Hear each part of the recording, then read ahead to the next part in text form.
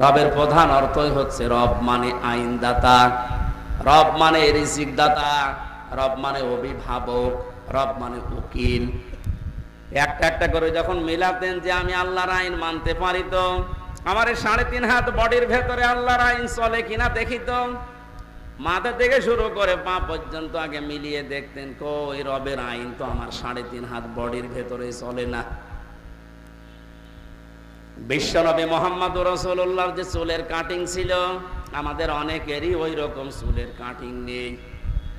কথা বলেন, আমরা চুল কাটি, সেলুনে যাওয়ার পরে দেখবেন ওখানে কয়েকজনের ছবি টাঙানো আছে। কোন কাট দেবেন দেখে দেখে বলেন আপনি কি শাহরুখ কাট না অজয় কাট?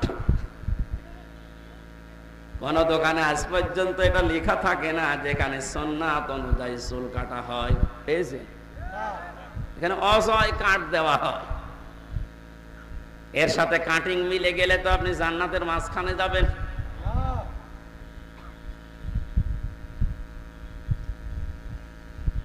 মাথার পরে আপনি নিচে নামেন একটা একটা করে, মসের দিকে তাকালে আপনার মস রসুলের মতো হচ্ছে না, দাড়ির দিকে তাকালে আপনার দাড়ি রসুলের মতো হয় না। অশিক্ষিত মানুষদের কথা বাদ দিলাম, শিক্ষিত মানুষ যারা লেখাপড়া করেন, আপনি কি এটা পড়েননি যে বারবার এই ত্বকে যদি কেউ খোর লাগায়, বেরেট লাগায়, তাহলে এই ত্বক নষ্ট হয়ে যায়। 2 নম্বরে আপনার যৌন শক্তি আল্লাহ নষ্ট করে দেয়। আপনি কিছু মনে করেন না, মানে অনেককে বলছি, শিক্ষিত মানুষ আপনার এটা কেটে ফেলেন কেন? অন্তত বড় করে না রাখেন, হালকা রাখেন। এটা বারবার চাঁচলে যে ত্বকের ক্ষতি হয় আপনি তো জানেন, আপনি পড়েছেন, আমি জানি আপনি পড়েছেন। আশা করছি আমি নরম ভাষায় যদিও বললাম, এটা যারা রাখেন না রেখে দেন, কাজে লাগবে, আপনার চেহারাও সুন্দর লাগবে। অনেকে মনে করে যে আমার যুবক যুবক লাগে, এদিকে ব্যাটারি যে ফিউজ হয়ে যাচ্ছে ওটা এর পাচ্ছে। আশা করছি এটা করবেন, আপনি হালকা রাখেন, দরকার হয় যদি লজ্জা লাগে তো অন্তত শুরু করেন, দেখবেন লজ্জা কেটে যাবে। আর রাসূলের সুন্নতের ভেতরে আমার মনে হয় যত সম্মান আল্লাহ লুকিয়ে রেখেছে,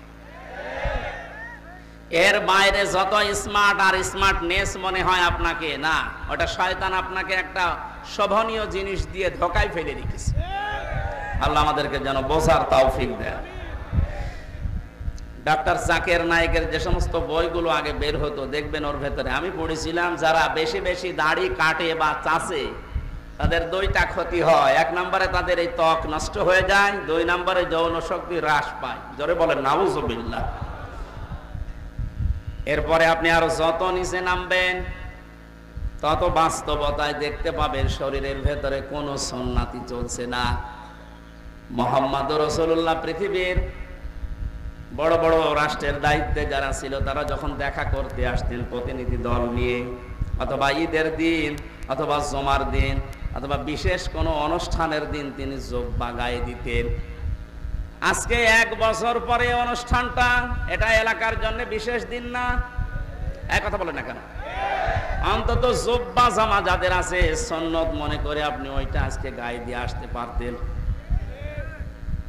আমার মনে হয় হাদিস বলা ঠিক হচ্ছে না, মানে অনেকের নেই তো, ঠিক আছে, ওসব দরকার নেই, আমি অন্য লাইনে চলে যাচ্ছি। ওনারা যখন আউযু বিরাব্বিন নাস বলতেন, দেখতেন রবের আইন আমার শরীরে, আমার পরিবারে, আমার সমাজে, আমার রাষ্ট্রে আছে কিনা, এগুলো মিলানোর পরে মালিকিন নাস এখানে যেতেন। এরপরে যেদিন ইলাহিন নাস, আমরা তো এভাবে মিলাই না, এই জন্য 1.5 মিনিটে সূরা নাস ফালাকের 11 আয়াত শেষ হয়ে যায়, আর ওনাদের 11 বছরেও শেষ হতো না। এই জন্য যতটুকু পড়বেন তার উপরে প্র্যাকটিক্যাল লাইফ আগে মিলাবেন, এটা 3 নাম্বার শর্ত। 4 নাম্বার, যে জ্ঞান আপনি পেয়েছেন শুধু নিজে পড়বেন নিজে মানবেন হবে না, এটা যেন মানুষ মানে সেই ব্যবস্থা করে দেওয়ার চেষ্টা করবেন। বাংলাদেশের আলেমদের উস্তাদ, মাথার তাজ আল্লামা শাহ আহমেদ শফি রহমতুল্লাহ আলাইহি যতদিন পর্যন্ত কোরআন পড়েছিলেন এ দেশে তার কোনো শত্রু ছিল না। না, আন্দাজে বলেন, কেউ ছিল ওনাকে চিনতো না।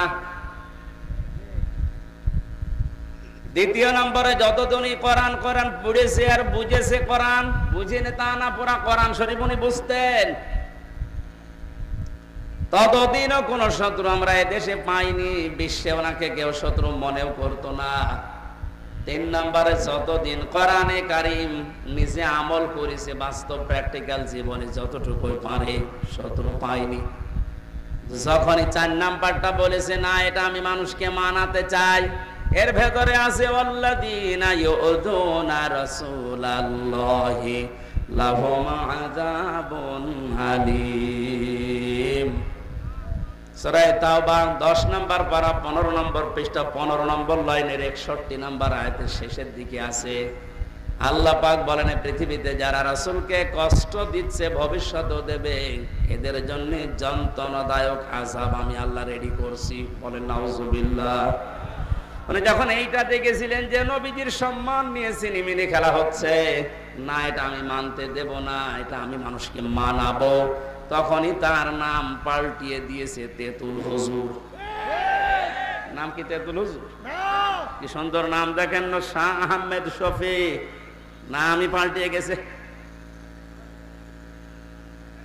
নবীজির হাদিসের দ্বিতীয় পয়েন্টে কিন্তু এইটাই ছিল, কোরআন যদি এই 4টা শর্ত অনুযায়ী আপনি পড়তে পারেন, ফাস্তাযহারাহু, এবং কোরআনকে যদি ইজহার করা, স্পষ্ট করা, বিজয় করার জন্য আপনি চিন্তা ভাবনা থাকে, আপনার কর্ম থাকে, তাহলে হালালকে হালাল আপনি মানতে পারবেন, আর হারামকে হারাম মেনে চলতে পারবেন। এই জন্য মাঝখানে দেখবেন ফা আছে। বালাগাত মান্তিকের কায়দায়ও ফাটা প্রায় 9টা অর্থে ব্যবহার হয়। ফা শব্দটা যেখানে সেখানে আন্দাজে দেওয়া হয় না, আগে দেখা হয় পরে দেখা হয়। দেখতে পাওয়া যায় যে আগের শর্তগুলো যদি কেউ মেনে নিতে পারে, সত্যি সত্যি তখন ব্যাখ্যা দেওয়ার জন্য মাঝখানে ফা লাগানো হয়। নবীজির প্রতিটা শব্দ গবেষণামূলক, এমনিতে ফা না দিলে অর্থ হয়ে যেত। আপনি যত আলেম আছে জিজ্ঞাসা করেন তো, ফা হাল্লা হালালাহু কেন দেওয়া লাগবে? শব্দ তো প্রথমে ফাস্তাযহারাহু। যারা কোরআনকে ইজহার করাবে, দাঁড় করাবে, বিজয় করার চিন্তা ভাবনা করবে, তাহলে তার হালালকে হালাল, হারামকে হারাম মানতে পারবে। যদি কোরআন প্রতিষ্ঠিত না থাকে, বিজয় না থাকে, সেখানে হালালকে হালাল জানার পরও অনেকে ইচ্ছা করলেও মানতে পারে না। এই কথা বলেন না কেন? এই যে পুলিশ ভাইরা দাঁড়িয়ে আছে, এ কোরআন যতদিন পর্যন্ত দেশে বিজয় না হবে, কায়েম না হবে, ওনারা যতই ইমানদার দাবি করুক, ইচ্ছা করলেও হারামকে হারাম জানার পরও ছেড়ে দিতে পারছে না। আমার যে গাড়িটা এসেছে কুষ্টিয়া থেকে, এখান থেকে প্রায় 450 কিলো পথ আপনারা ছেড়ে দিলে, আমি যদি কুষ্টিয়ায় যাই, কমপক্ষে 4 থেকে 5 জায়গায় ওনারা বলবো হুজুর দোয়া চাই। বললাম তো দোয়া তো কাহারুল থেকে করে আসলাম না, যে দোয়া নিয়ে এসেছেন ওই দোয়া দিয়ে যান। এখন যদি 4-5 জায়গায় যদি শুধু দোয়া দিতে দিতে যায়, এখন দোষ আপনি ওনাদের না, কখনো ওনাদের দোষ নেই। এখান থেকে একেবারে উপর পর্যন্ত আল্লাহর ওলি যারা বসে আছে, এখন যদি বলেন ইনারা না ইচ্ছা করলেও পারবে না, এটা কিন্তু জানে যে এটা হারাম। কারণ কোন মানুষের জিনিস না বলে খাওয়া, না বলে নেওয়া, এর নাম চুরি, এর নাম কি? আর কারো মন থেকে কোন জিনিস যদি দিতে না চায়, জোর করে নেওয়া হারাম। আমি তো এমনি এমনি দোয়া দিয়ে দিয়েছি নাকি? এখানে কোরআন যদি ইজহার না থাকে, কায়েম না থাকে, আপনি ইচ্ছা করলেও হারামকে হারাম জানার পরও ছেড়ে দিতে পারবেন না। আপনাকে বাধ্য করবে ওই পরিবেশ। হালালকে হালাল জানার পরও আপনি মানতে পারবেন না, এমন এমন পরিবেশ তৈরি হবে, আপনি ইচ্ছা করলেও হালাল জানার পরও ধরতে পারবেন না, ছেড়ে দেওয়া লাগবে। নবীজির শব্দটা চয়ন দেখেছেন যারা কোরআন পড়ে আর কোরআনকে প্রতিষ্ঠিত করা, দাঁড় করা, বিজয় করার চিন্তা ভাবনা করে দুনিয়ায়, তারা হালালকে হালাল জেনে মানতে পারে, হারামকে হারাম জেনে মানতে পারে। আল্লাহ পাক যেন তাকে জান্নাতে প্রবেশ করিয়েই দিয়েছে, করাবে তা না। আদখালাহুল্লাহুল জান্নাহ। তাহলে আজকে থেকে যদি জান্নাতে যেতে চায়, হাদিসের উপরে আমল করার দরকার নেই। এর পরবর্তী শব্দ তো আরো আরো আরো শক্ত, আরো সুসংবাদপূর্ণ শব্দ। অসাফারাহু ফি আশারাতিন মিন আহলি বাইতিহি কুল্লুহুম ক্বাদ ওয়াজাবাত লাহুন নার। নবীজি বলেন তাকে তার পরিবারস্থ 10 জনের ব্যাপারে আল্লাহ সুপারিশ করার ক্ষমতা দেবেন, যাদের জন্য জাহান্নামে যাওয়া ওয়াজিব হয়ে গিয়েছিল। এ বিশাল সুসংবাদ আল্লাহ তাদেরকে দেবেন। এই হাদিসের 4টা পয়েন্টে যারা দুনিয়ায় মেনে চলবে, আল্লাহ আমি সহ প্রত্যেককে প্র্যাকটিক্যাল লাইফে মেনে চলার তৌফিক ভিক্ষা দাও, বলেন আমিন। দরুদ আর সালাম পড়ে আমরা আরম্ভ করছি। আজকে আমার আলোচনার বিষয় কিয়ামতের ভয়াবহতা। কেবল কঠিন অবস্থাপূর্ণ একটা দিন আমাদের সামনে অপেক্ষা করছে, মাস্ট বি, এটা আসবেই, নাকি আমাদের জীবনে বাদ দিয়ে?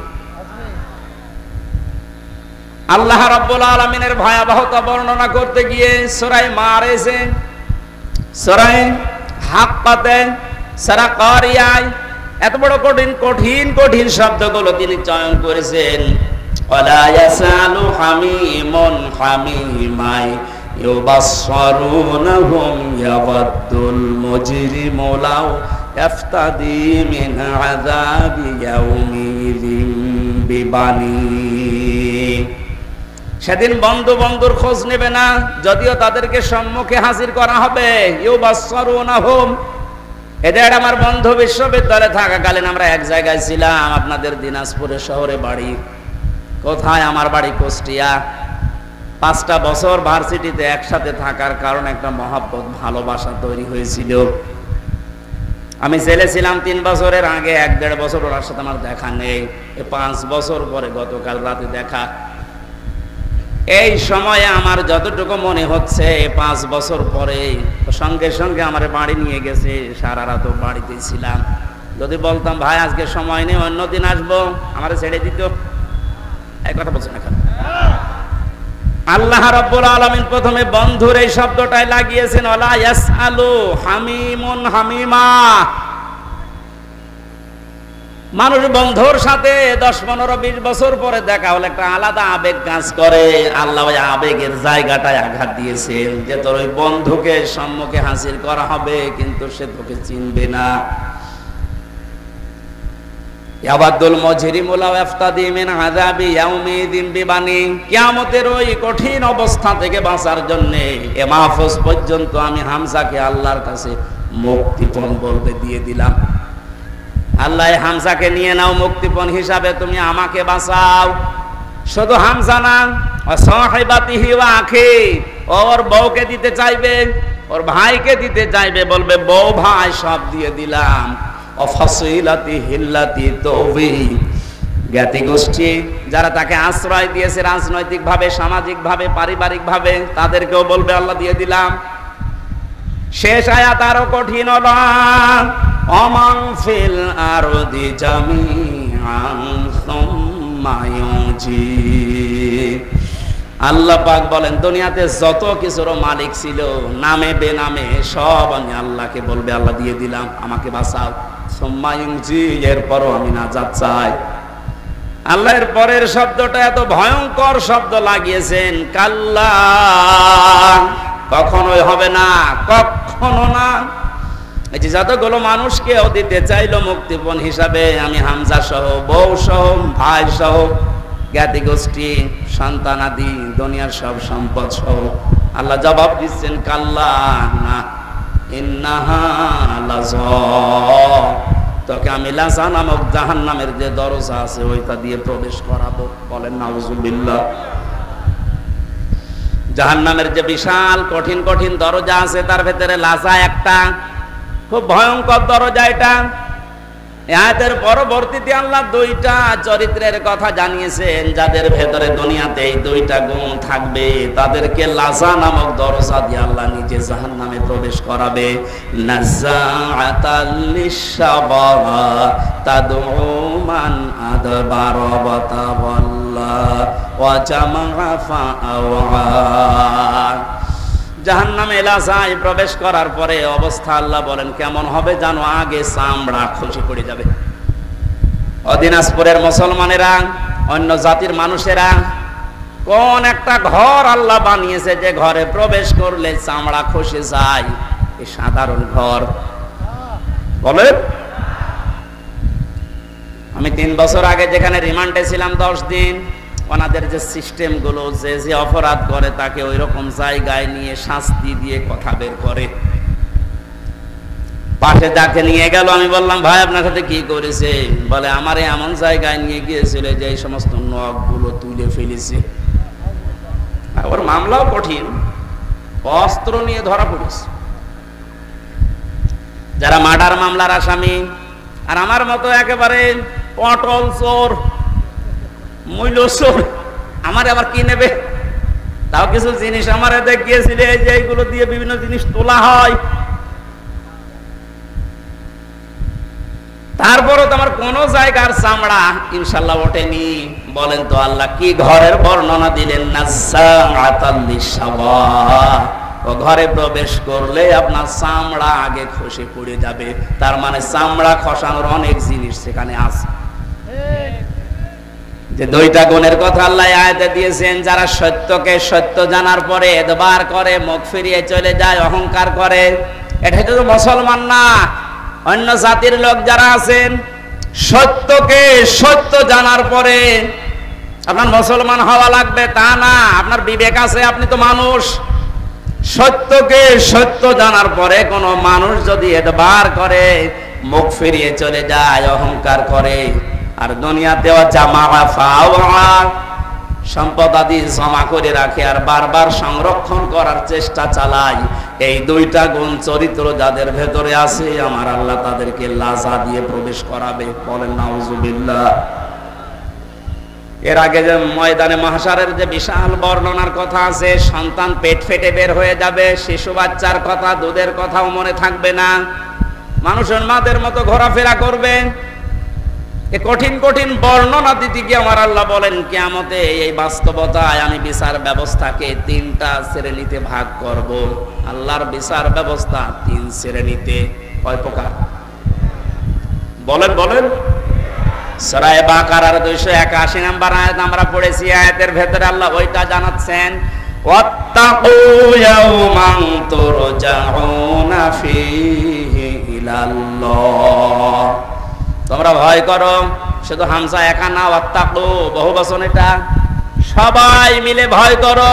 ইয়াওমান ওই দিনকে, যে দিনের বর্ণনা এতক্ষণে 4-5 মিনিট দিলাম। এত বড় কঠিন ভয়াবহ অবস্থা আল্লাহ ওই দিনে বানাবেন। আমরা যেভাবে গণনা করি 1 2 3 4 5 6 50 আলফা সানা মিম্মা তাউদ্দুন, আল্লাহ বলেন কিয়ামতের একটা দিন হবে দুনিয়ার হিসাবে 50,000 বছরের মতো লম্বা।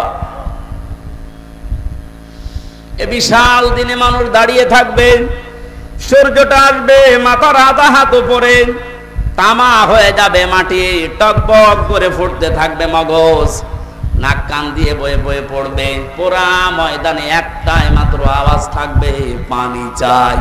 কি চাই? 42 ডিগ্রি 43 ডিগ্রি চলছে, এই কারণে প্রতিদিন 4-5 কেজি করে অনেকে পানি খাচ্ছে। তারপরও এটা কত দূরে সূর্যটা, তখন আসবে মাত্র আধা হাত বা 1 বিঘত উপরে। এ কঠিন অবস্থাতে মানুষ একটাই আওয়াজ দিতে থাকবে সারা ময়দানে, পানি চাই, পানি চাই, পানি চাই।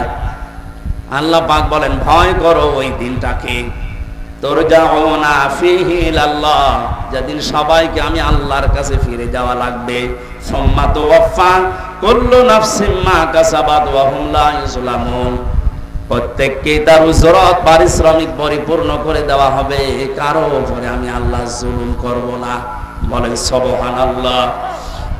এবার আমরা আয়াতের তাফসীরে প্রবেশ করছি। আপনারা আছেন তো নাকি সাপের কাহিনী শুরু করব?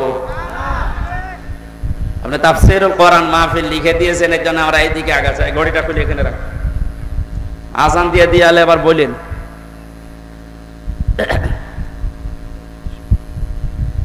যেদিনের বিচার ব্যবস্থার কথা এবার বলছিলাম, 3টা শ্রেণীতে পেয়েছি ইবনে কাসির তাফসীরে।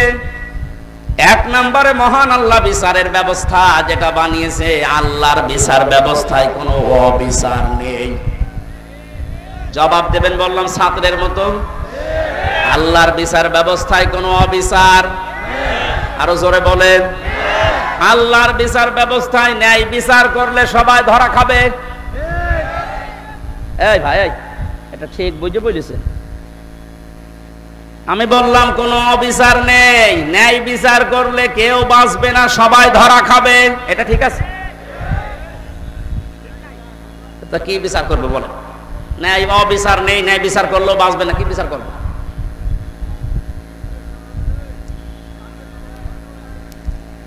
আল্লামা ইমাদউদ্দিন রহমাতুল্লাহ আলাইহি তাফসীর করতে গিয়ে আয়াতের ইয়াউমান এই শব্দের ব্যাখ্যায় ভয়াবহতা আগে তিনি উল্লেখ করেছেন। এরপরে বলেন আল্লাহর বিচার ব্যবস্থায় অবিচার নেই, ন্যায় বিচার করলে তো বাঁচবেন না। আল্লাহর বিচারে একটা জিনিস আছে, উনি যদি দয়া করে মাফ করে দেয় বাঁচা যাবে। কি বুঝলাম? প্রথমে আল্লাহর বিচারে কোনো অবিচার, ন্যায় বিচার করলে কেউ বলেন বলুন কেন? যদি বলেন ন্যায় বিচার করলেও বাঁচবো না, মানে একটা ঘটনা এখানে আমি তাফসিরে দেখেছি। আল্লাহর নবী বলেন বনি ইসরাইলের এক লোক 1000 বছর হায়াত পেয়ে 1000 বছর সে ইবাদতে ছিল। দিনের বেলা রোজা রাখা অবস্থায় জিহাদের ময়দানে কাটাতো, আর রাতের বেলা সেজদা দিয়ে তাহাজ্জুদের নামাজে। একদিন মনে মনে ভাবতেছে আমার যে ইবাদত, আমি জান্নাত পেয়ে যাব, আল্লাহর দয়া লাগবে না। আল্লাহ রাব্বুল আলামিন তাকে ঘুমের ভেতর একটা স্বপ্ন দেখিয়েছে। ঘুমের ভেতর এসে দেখছে কিয়ামত কায়েম হয়ে গেছে। মহান আল্লাহ তাকে বিচার করার জন্য ডাক দিয়ে বলছে, বান্দা যা, জান্নাতে চলে যা। লোকটা মনে মনে চিন্তা করে, আমি এত বছর ইবাদত করলাম, আল্লাহ আমাকে একটু থ্যাংক ইউ, ধন্যবাদ, স্বাগতম, শুভেচ্ছা কিছুই দিল না, খালি বলছে যা জান্নাতে চলে যা। একটা কথা হইল, আমি যা করেছি আমার এইটা নিয়েই তো আমি জান্নাত পেতে পারি। আল্লাহ তার মনের অবস্থা বুঝতে পেরে ডাক দিয়ে বলে, বান্দা ফেরেশতারা একে নিয়ে জাহান্নামে যে জায়গায় গরম ওঠে ওই জায়গাতে একটু ঘুরিয়ে নিয়ে আয়। ওখান থেকে ঘোরাচ্ছিল, হঠাৎ করে দেখে পানির পিপাসায় তার কলিজা ফেটে যায়। বলে, ফেরেশতারা আমার একটু পানির ব্যবস্থা করে দাও। ফেরেশতারা বলছে, এখানে ফ্রি পানি পাওয়া যাবে না, পানি পেতে হলে তোমার ইবাদতের কিছু আমাদের দেওয়া লাগবে। যা করেছে এতদিন অর্ধেক দাও। জীবন বাঁচে না, ইবাদত করবো কি, দিয়ে দিলাম অর্ধেক। পানি খাওয়ার পরে দেখবেন মানুষের প্রসাবের চাপ দেয়, পানি খেয়েই বলছে আমি প্রসাব করব। এখানে প্রসাব যেখানে সেখানে করা যাবে না, ব্যবস্থা আমরা করে দিতে পারি, বাকি যা আছে ইবাদত ওইটাও দিয়ে দেয়া লাগবে। বলে আমার এদিকে সহ্যের বাইরে চলে যায়, করব কি, ওটা যা দিয়ে দিলাম। আমার আল্লাহ এবার ডাক দিয়ে বলে, বান্দা 1 গ্লাস পানি ভেতরে ঢোকাইলে আর 1 গ্লাস বের করে ফেলে দিলে, এতটুকুর কারণে 1000 বছরের যা ছিল পুঁজি সব দিয়ে দিয়েছো। 1000 বছরে কত গ্লাস পানি পান করেছো বলো? প্রতিটি গ্লাসে 1000 বছরের ইবাদত না দিয়ে তোরে আমার জান্নাতে আর দেব না। দিনাজপুরবাসী আমরা কেউ বাঁচবো না আল্লাহ ন্যায় বিচার করলে। একটা মাত্র পথ আছে, আল্লাহ পাক যদি বলে যা আমি তোরে মাফ করে দিলাম। এই জন্য কাবা শরীফ যারা তাওয়াফ করে, আমি কয়েকদিন আগে এসেছি, 6ষ্ঠ চক্করে মানুষ একটা দোয়া আল্লাহকে শোনায়, আল্লাহুম্মা ইন্না আলাইয়া হুকুকান ফীমা বাইনি ওয়া বাইনিকা। কাবা সামনে নিয়ে বলছে, রব্বুল আলামিন তুমি আমার মালিক, আমি তোমার গোলাম, তুমি মালিক হিসাবে আমাকে যা দেওয়ার দুনিয়ায় সব দিয়েছো, আমাকে নেই থেকে তুমি হামজা বানিয়েছো। আমি তো উল্লেখ করার মতো 33 বছর আগে কিছুই ছিলাম না। 33 বছর আগে আমার মায়ের বিয়ে হয়েছে, 34 বছর আগে।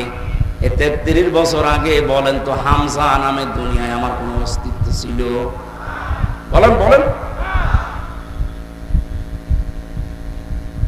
বাবা মায়ের বিছানায় ছিল, এই জন্য ওখান থেকে আমার আল্লাহ 8টা জিনিস বানিয়েছিল। বিজ্ঞান আজ প্রমাণ করছে, ফালে ইয়ানজুরিল ইনসানু মিম্মা খুলিক, খুলিকা মিম্মা ইন দাফিকিন ইয়াখরুজু মিন বাইনিস সলবি ওয়াত তারাইব।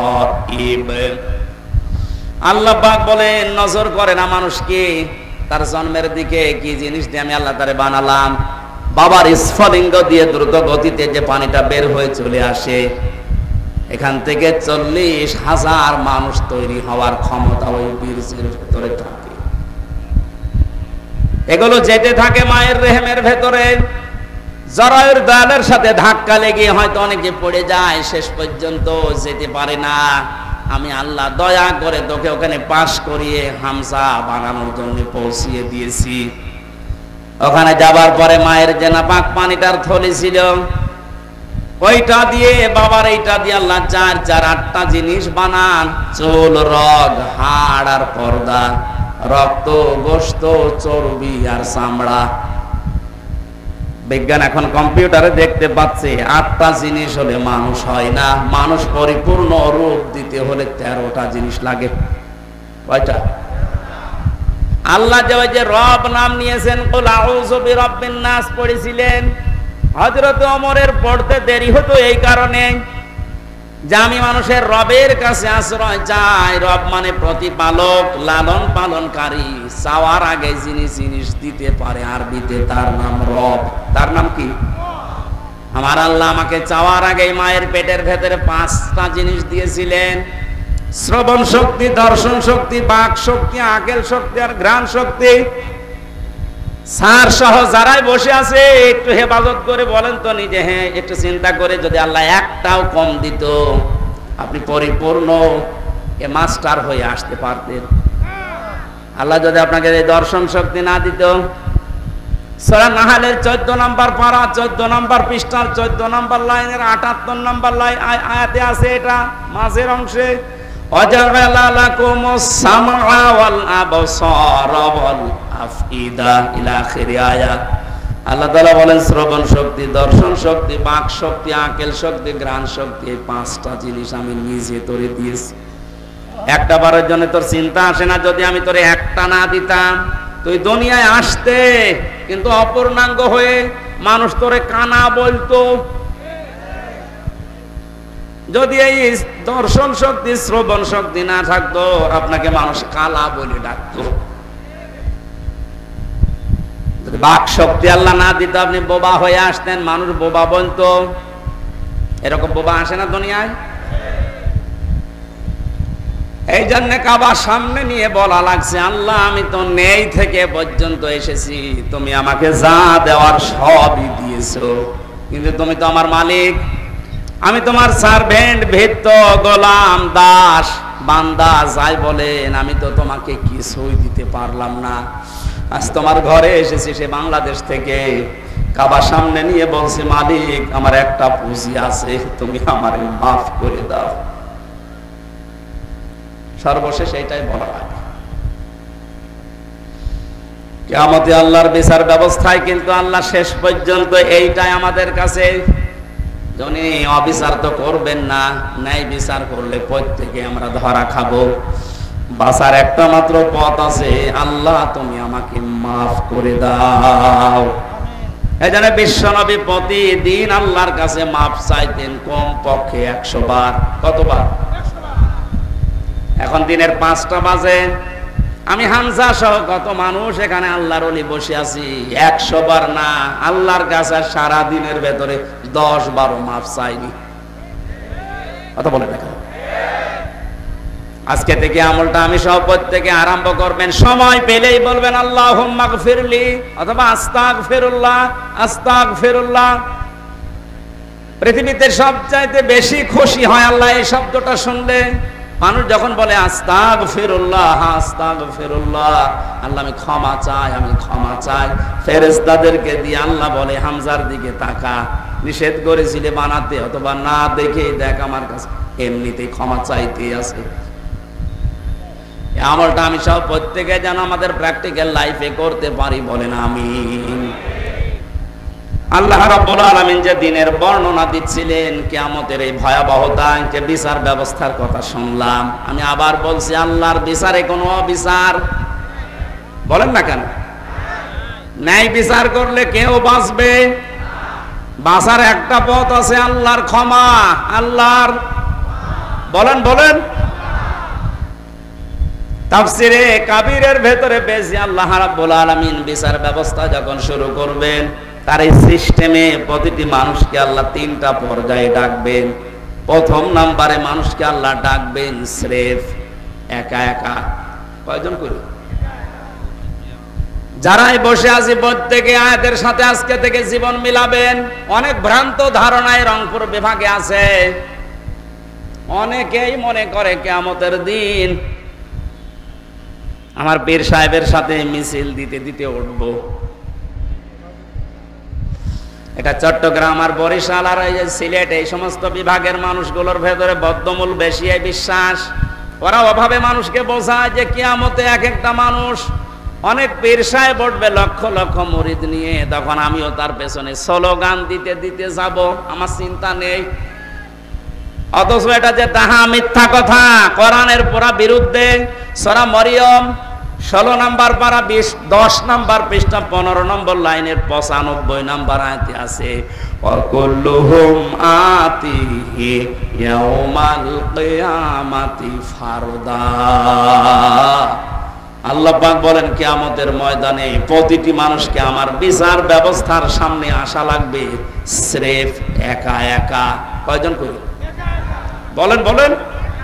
তাহলে যারা পীর সাহেবের সাথে উঠবে মিছিল দিতে দিতে, এটা সত্য কথা না বানানো? এটা পুরাটা বানোয়াট কথা, আপনাকে ধোঁকা দিয়ে বোকা বানিয়ে রাখছে। কারো উপর ভরসা না, কিয়ামতে আপনাকে স্রেফ একা একা ওঠা লাগবে। আপনি এবার নিজে ভাবেন, আপনি যখন উঠবেন একা একা, এমন কি তৈরি করে গেলেন দুনিয়ায় যে আপনি জবাব দিতে পারবেন? বলেন। সেদিন একটা কনফারেন্স দেখছিলাম, বিচারক একটা ছোট্ট বাচ্চাকে, 11 বছর বয়সের অন্ধ কোরআনের হাফেজ, তাকে ডাক দিয়ে বলছে, তুমি যে ফার্স্ট হলে আজকে, অথচ তোমার চোখ নেই, তুমি অন্ধ মানুষ, আল্লাহর বিরুদ্ধে তোমার কোনো নালিশ আছে? ছেলেটা বলছে, বিচারক আমার কোনো নালিশ আল্লাহর প্রতি নেই, আমি আরো খুশি। তুমি খুশি মানে? খুশি আমি এই কারণে, কিয়ামতে যখন আল্লাহ বিচারের জন্য প্রত্যেকটি মানুষকে ওয়াকুল্লুহুম আতিহি ইয়াউমাল কিয়ামাতি ফারদা একা একা ডাকবে, আমি আল্লাহর সামনে যখন একা দাঁড়িয়ে যাব স্রেফ, আমার বিভিন্ন নিয়ামতের প্রশ্ন আমাকে জিজ্ঞাসা করবে। শেষ পর্যায়ে আল্লাহকে আমি হয়তো বলতে পারবো, মাবুদ তুমি তো আমাকে চোখ দাওনি, দুনিয়ায় অন্যান্য নিয়ামতের হিসাব আমাকে প্রথমে জিজ্ঞাসা করো না, চোখেরটা জিজ্ঞাসা করো, এইটা দিয়ে শুরু করো। প্রথমটা জিজ্ঞাসা করলে আমি বলবো, আল্লাহ আমি চোখে দেখি নাই, এই ওসিলাই হলেও দয়া করে বাকিটা আর জিজ্ঞাসা না করি, মাফ করে দাও। আরে ভাই, ওর তো চোখ ছিল না, ওটা একটা কিছু নিয়ে যেতে পারছে, আপনার কি নেই? বলেন আপনার কি নেই? আপনি কি নিয়ে দাঁড়াবেন? আমি একা একা থাকলে মাঝে মাঝে আমার মনে হয়, আল্লাহ পাক যদি বিচারের এই প্রথম পর্যায়ে বলে, হামজা 2024 সালের মার্চ মাসের 31 তারিখ পর্যন্ত তোরে মাফ করে দিলাম, শুধু এপ্রিলের 1 থেকে এই 27 তারিখ পর্যন্ত জবাব দিয়ে তুমি জান্নাতে চলে যা। আমার তো মনে হয় 27 দিনে জবাব দেওয়াও ঠিকঠাক মতো আমার দ্বারা সম্ভব না। আপনারা পারবেন না? আপনারা পারবেন।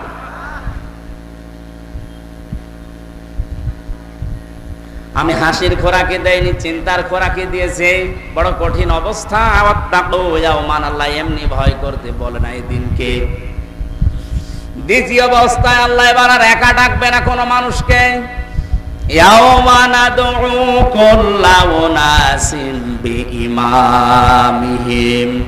সূরা বানী ইসরাইল 15 নম্বর পারা 8 নম্বর পৃষ্ঠার 3 নম্বর লাইনের 71 নম্বর আয়াত। এটা তাফসিরে ফি জিলালিল কোরআনে পাবেন। সাইয়্যিদ কুতুব রাহমাতুল্লাহ আলাইহি লিখেছেন, কিয়ামতে এবার আল্লাহ প্রতিটি মানুষকে ডাকবে তার নেতার সাথে। কার সাথে?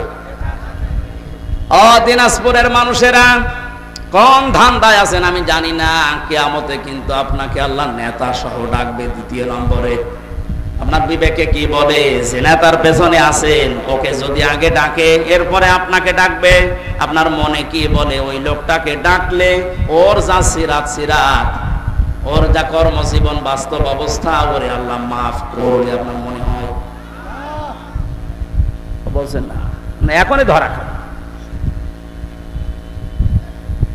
ওর প্র্যাকটিক্যাল লাইফ দেখে যদি আপনার এখনই মনে হয় যে না আমি যার পেছনে আছি ওরে মাফ করার কথা না, কারণ ওর যা চরিত্র আমি তো জানি, তাহলে ওর পেছনে কিয়ামতে আমারে আল্লাহ ডাকবে, ওরে মাফ না করলে আমার তো মাফই নেই। এখনো বিবেকের দরজায় যাদের তালা লাগানো আছে, আমি নিচে নামতে পারলাম না, বাকিটা আপনার বিবেকের ব্যাপার। এর পরেও যদি কারো বিবেক না খোলে, আমার মনে হয় এর বিবেকের উপরে কুকুরে প্রসাদ করিস। এটাও ঠিক বলছেন মানে? 3 নাম্বার যে অবস্থাটা, এবার এটা বলবো না আর, আজকে থাক। হ্যাঁ সব বলেন বলেন মানে আমার তো 15 মিনিট সময় আছে। ওই যে ওইটার জন্যই তো বলছি বলবো। ওই যে টাকা পয়সা লাগবে এদের, ওরা আমার পেছন দিক থেকে হাওয়া দিয়েছে যে এটা রেখে দে। না না, এটা না করলে এদের মাহফিল বন্ধ হয়ে যাবে। যারা এসেছেন যা নিয়ে দেওয়ার জন্য 1টা টাকাও যেন বাড়ি নিয়ে যাবেন না। যেটা নিয়ত করে এসেছিলেন 5 মিনিটের ভেতরে এটা দেবেন, তারপরে বাকিটা। আমি তো এই টাকা পয়সা তুলতে পারি না, হাওয়া দেওয়া লাগে, আমিও হাওয়া দিতে পারি না। ওই যে মাহফুজকে রাখি সাথে হাওয়া দিতে পারে, আপনি হাওয়া দেন তো, দেন হাওয়া দেন। না ভাই, এই যে যারা যাচ্ছে